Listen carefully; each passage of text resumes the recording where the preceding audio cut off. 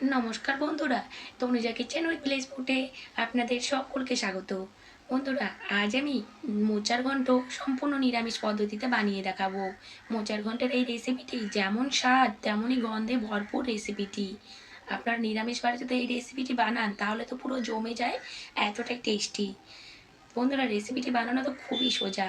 রেসিপিটি করার জন্য এখানে দুটো কলার মোচা নিয়েছি। মোচাগুলোকে ভালো করে বেছে ধুয়ে কেটে নেব, তারপরে রেসিপিটি বানাচ্ছি। আর মোচা বাছেন কীভাবে সেটা আপনাদেরকে দেখিয়ে দেব। দেখুন, মোচার যেরকম উপরের ভেতরে একটা এই যে সলাইকাঠির মতো অংশটা থাকে শক্ত, সেটাকে বেছে ফেলে দিতে হয়। আর একটা সাদা নরম অংশ থাকে, সেটাকেও ফেলে দিতে হয়। মোচা থেকে কিন্তু এই দুটো জিনিস বাদ দিয়ে ফেলে দিতে হয়, কারণ এই দুটো জিনিস যতই সেদ্ধ করো ভালো মতো গলে না, আর এগুলো খেলে কিন্তু পেটে ব্যথা করে। সেই জন্য কিন্তু এগুলো নিতে হয় না মোচার, ওগুলো বেছে ফেলে দিতে হয়। দেখুন, মোচাগুলোকে ভালো করে বেছে নিয়েছি। এরপরে এগুলোকে ঝুড়ি ঝুড়ি করে কেটে তারপরে ধুয়ে আজকে আমি রান্নাটা করব।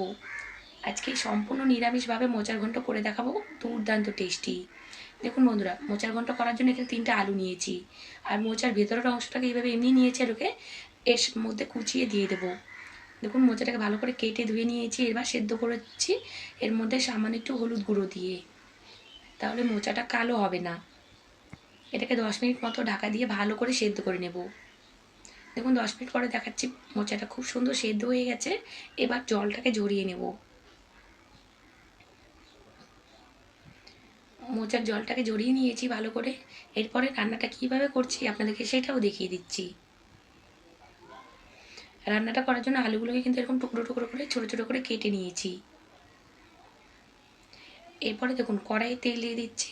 মোট 100 গ্রাম তেল লাগবে, এখানে অনেকটা পরিমাণে মোচা আছে। সেজন্য 100 গ্রাম তেল দিয়ে দিলাম, গোটা জিরে তেজপাতা ফোড়ন দিয়ে দিলাম, দিয়ে কেটে রাখা আলুগুলো দিয়ে দিচ্ছি। এগুলোকে 4-5 মিনিট মতো ভালো করে ভেজে নেব। আলুটাকে কিন্তু 4-5 মিনিট মতো ভালো করে ভেজে নিতে হবে।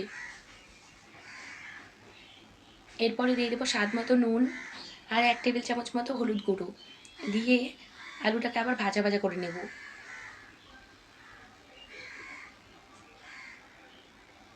এইভাবে তেলের মধ্যে যদি হলুদ গুঁড়োটা দিয়ে দেওয়া যায় তাহলে হলুদের কাঁচা গন্ধটা থাকে না। এরপরে আমি একটা টমেটো কুচি দিয়ে দিলাম। টমেটো কুচিটা দিয়ে ভালো করে আলুর সাথে ভাজা ভাজা করে নিচ্ছি।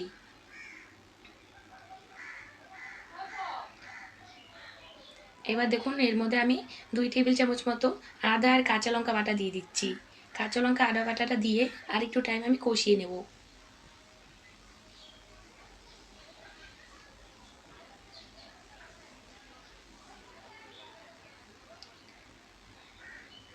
এবার কষানো ভালো করে হয়ে গেছে, টমেটোটাও প্রায় গলে গেছে। এরকম পদ্ধতিতে এবার আমি এর মধ্যে দিয়ে দেব সেই সেদ্ধ করে রাখা মোচাটা। মোচাটা দিয়ে দিলাম, দিয়ে এটাকে আরও 4-5 মিনিট মতো একটু কষিয়ে নিচ্ছি আলুর সাথে আর মশলাটার সাথে।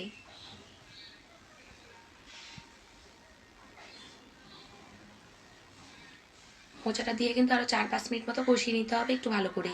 তারপরে এর মধ্যে আমি একটু জল দেব, যাতে মোচা আর আলুগুলো ভালো করে আবার সেদ্ধ হয়। মোচাটাকে তো আগেই ভাপ দিয়ে নিয়েছিলাম, বেশি টাইম লাগবে না সেদ্ধ হতে। কিন্তু আলুটা যে দিয়েছি, আলুটা তো সেদ্ধ হতে সময় লাগবে, সেই জন্য কিন্তু একটু জল দিতে হবে এর মধ্যে। আর মোচাটা একটু আঠা আঠা ভাপ আসবে, তাহলে খেতে বেশ ভালো লাগবে। দেখুন, এবার এর মধ্যে 1 কাপ মতো জল দিয়ে দিলাম। 1 কাপ মতো জল দিয়ে এবার এটাকে প্রায় 20 মিনিট মতো রান্নাটা করে নেব ঢাকা দিয়ে দিয়ে। ঝোলটাকে কিন্তু একদম পুরো শুকনো শুকনো করে ফেলবো। দেখুন, ঝোলটা ফুটে উঠেছে। এবার এর মধ্যে আমি 1 টেবিল চামচ মতো চিনি দিয়ে দিলাম। নিরামিষ মোচা ঘন্ট চিনিটা কিন্তু দিতেই হবে, আর দিলে এর টেস্টটা বেশি হবে। এবার 2 চামচ মতো ভাজা জিরে বাটা, জিরেটাকে শুকনো খোলায় ভেজে বেটে নিয়েছি, সেই জিরে বাটা দিয়ে দিলাম। মোচার ঘন্টতে কিন্তু ভাজা জিরে বাটাটাই ব্যবহার করবেন, এতে কিন্তু খুব সুন্দর একটা গন্ধ আসে, খেতে বেশ ভালো লাগে। ভাজা জিরে বাটাটা দিয়ে চিনিটা দিয়ে একটু নেড়ে চেড়ে নিয়ে আবারও একটু টাইমের জন্য আমি ঢাকা দিয়ে দিচ্ছি। দেখুন, এই ঢাকনাটা তুলে দেখছি আলুটা খুব সুন্দর সেদ্ধ হয়ে গেছে। এবার এর মধ্যে আমি আলুগুলোকে এভাবে চামচের পেছনটা দিয়ে এভাবে ভেঙে ভেঙে দেব। আলুগুলোকে কিন্তু একদম এভাবে ভালো করে ভেঙে ভেঙে দিতে হবে, দিয়ে পুরো আঠা আঠা করে নেব। এভাবে আলুটা ভেঙে দিলে মোচার ঘন্টটা খুব সুন্দর আঠা আঠা হবে, আর খেতেও ভালো লাগে। সবার শেষে ওপর দিয়ে 2 টেবিল চামচ মতো গরম মশলা গুঁড়ো ছড়িয়ে দিচ্ছি। গরম মশলা গুঁড়োটা দিয়ে একটু নেড়ে চেড়ে দিয়ে এরপরে 4টে কাঁচা লঙ্কা চেরা দিয়ে দিলাম ওপর দিয়ে। এবার দিয়ে দেবো 1 টেবিল চামচ মতো সরি 2 টেবিল চামচ মতো ঘি দিয়ে দেবো। এখানে অনেকটা পরিমাণে মোচা আছে, সেজন্য কিন্তু ঘিটাও একটু বেশি করে দিতে হচ্ছে। তো 2 টেবিল চামচ মতো ঘি দিয়ে দিলাম ওপর দিয়ে ছড়িয়ে। এই ঘি গরম মশলার গন্ধটা যে এত সুন্দর বের হচ্ছে, যেন এখনই পুরো খিদে পেয়ে যাচ্ছে মোচার গন্ধ শুনেই। তো বন্ধুরা, আপনারাও নিরামিষ বারে এরকম মোচার ঘন্ট বানিয়ে খেয়ে দেখবেন, আশা করি আপনাদের খুবই পছন্দ হবে। এতটাই টেস্টি হয়, এই রেসিপিটা দিয়েই পুরো ভাত শেষ হয়ে যাবে। যেমন গন্ধ তেমনই কিন্তু স্বাদের, দারুণ। তো বন্ধুরা, আজকে রেসিপিটি ভালো লেগে থাকলে ভিডিওটাতে একটা লাইক করবেন, কমেন্ট করবেন, আমার চ্যানেলটাতে কিন্তু অবশ্যই সাবস্ক্রাইব করবেন।